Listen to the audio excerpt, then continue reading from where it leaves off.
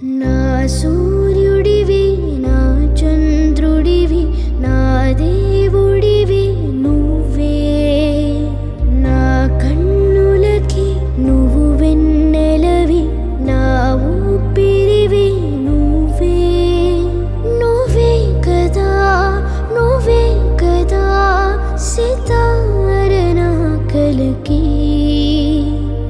నా నా నువ్వు నా ప్రాణం మణిన సరిపోదట మాట నా నా నీకై ప్రాణం ఇవ్వన ఇదిగో ఇది నా మాట నిజానిలా అనేదలా ఎవ్వాళ్ళని ఎదుట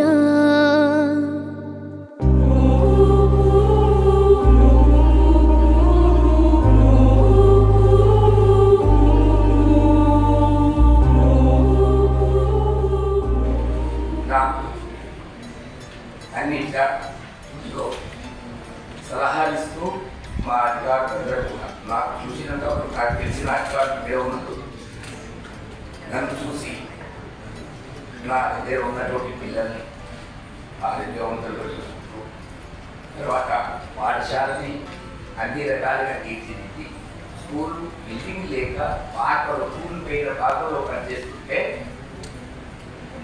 ఆ రోజుల్లో మన కలెక్టర్ గారు వచ్చి ఏంటి ఇలాంటి స్కూల్ ఇట్లా ఉంది అంటే ఎట్లా పెద్ద కట్టుకుంటుంటే సార్ ఈ పరిస్థితి ప్రైవేట్ మొత్తం 3 మంది వచ్చింది పిల్లలు పాస్ పడి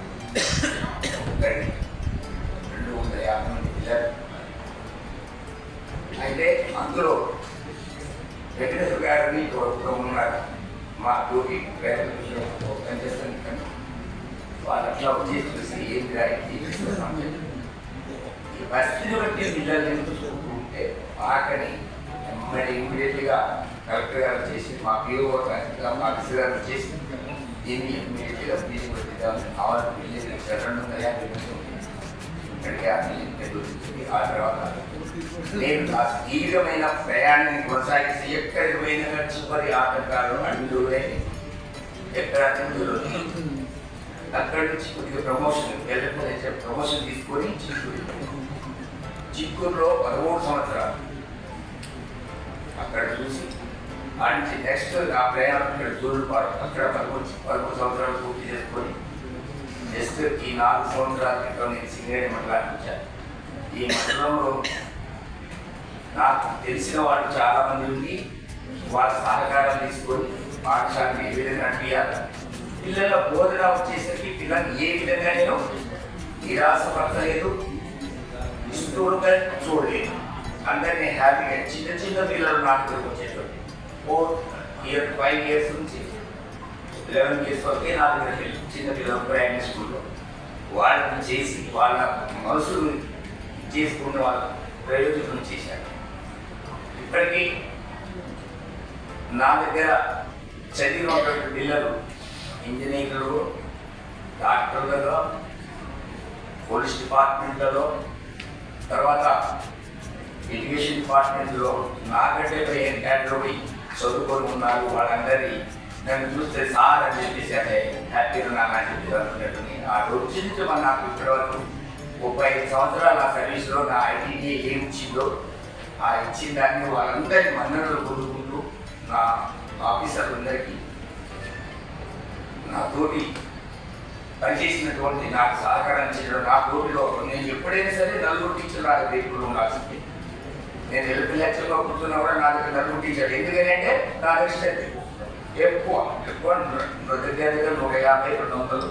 ఆ తర్వాత నా సీట్కి వచ్చిన 60 మంది పిల్లలతో నేను 3 టీచర్లతో పనిచేసి నిన్న ఈ పదవిలో కాలక్షేపాన్ని చూసుకునేసరికి మన దగ్గర నుంచి వాళ్ళ నుంచి ఫోన్ వచ్చింది, మా ఆఫీసర్ దగ్గర నుంచి ఫోన్ వచ్చింది, ఇట్లా ఉంది ఏంటండి అని చెప్పేసి సరే అని చెప్పేసి అనుకుని ఈ అవకాశాన్ని నేను మా ఐటీడీఏ డిపార్ట్మెంట్ చాలా రుణపడిపోయాను.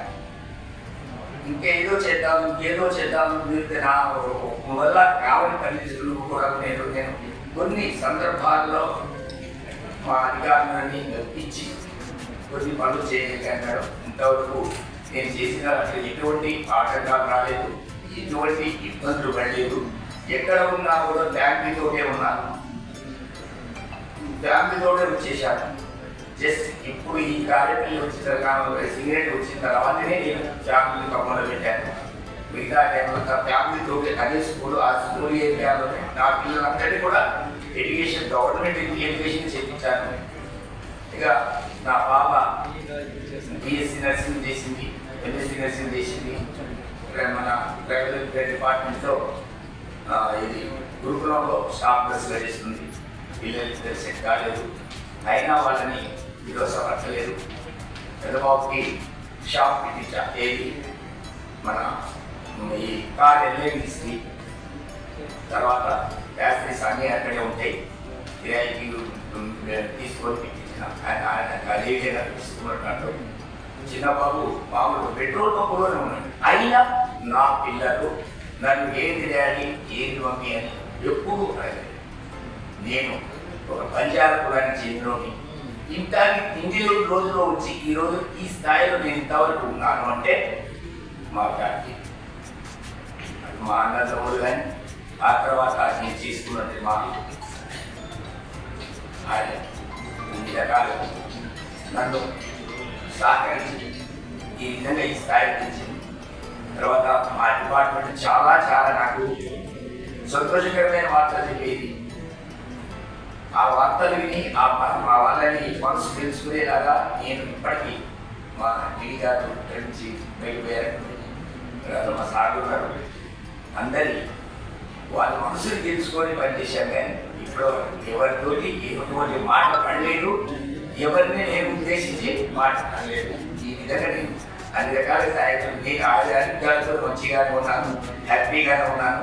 ఇంకా 4 రోజులైనా నా ఆయుష్ తీరేతో హ్యాపీగానే ఉంటాను, సంతోషంగా ఉంటాను. నా డిపార్ట్మెంట్లో నా తోడు ఎవరైనా ఏదైనా సహాయం అడిగితే చేయగలను.